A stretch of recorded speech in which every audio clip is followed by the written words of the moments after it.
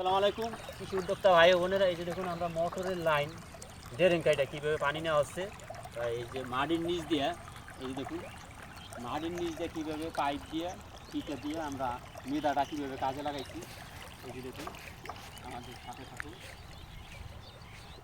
এই যে রসুন ক্ষেতের নিচ দিয়ে কীভাবে পাইপ দিয়ে আমরা পিঠে দিয়ে নিয়ে গেছি, ডাড়ার বীজ বুনানো হবে।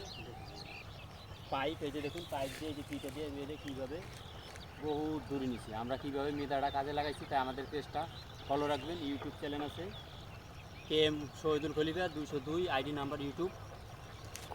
এই দেখুন ফিতে দিয়ে কিভাবে ধান ক্ষেত দিয়ে কিভাবে ঘুরাইয়া এই যে আমাদের নেওয়া হচ্ছে। দেখুন এই যে দেখুন কিভাবে ঘুরাইয়া অনেক দূরে এই যে ফিতে নেওয়া হচ্ছে। ওই যে দেখুন অনেক দূর, ওই যে দেখুন ওই জমিতে পানি যাচ্ছে।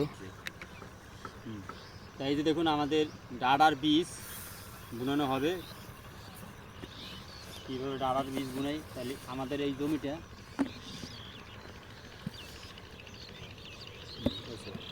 তো এই যে আমাদের ডাড়ার বীজ ডিএপি সার দেওয়া হচ্ছে, কারণ ইউরিয়া সার দিলি করা ডাড়া রান্না করলে দক লাগবে, তিতে লাগবে, তাই ডিএপি সার।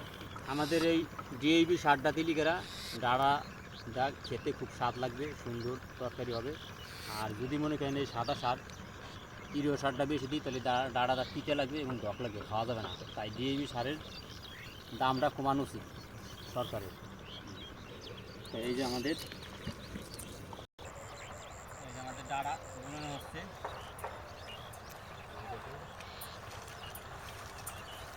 কীভাবে ডাড়ার দানা বুনানো হচ্ছে, কারণ এই জমিটা বেশি চাহা। এই জন্য এরকম বড় বড় চাহা হয়েছে, দানাটা নিচে চলে গেলে দানাটা মাইজ দেবে। আর যদি পানির উপরে বুনেই তাহলে দানাটা 100 জ্বালাবে।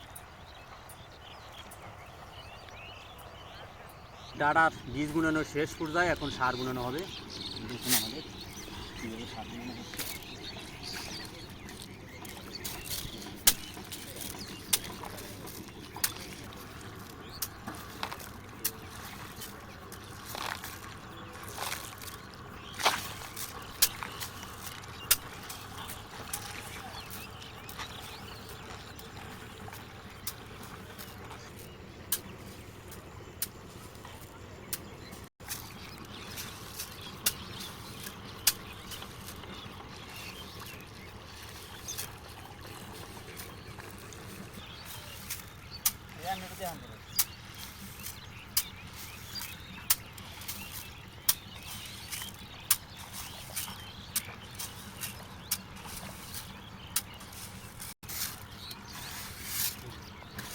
আমাদের সার বুনানো শেষ পর্যায়ে,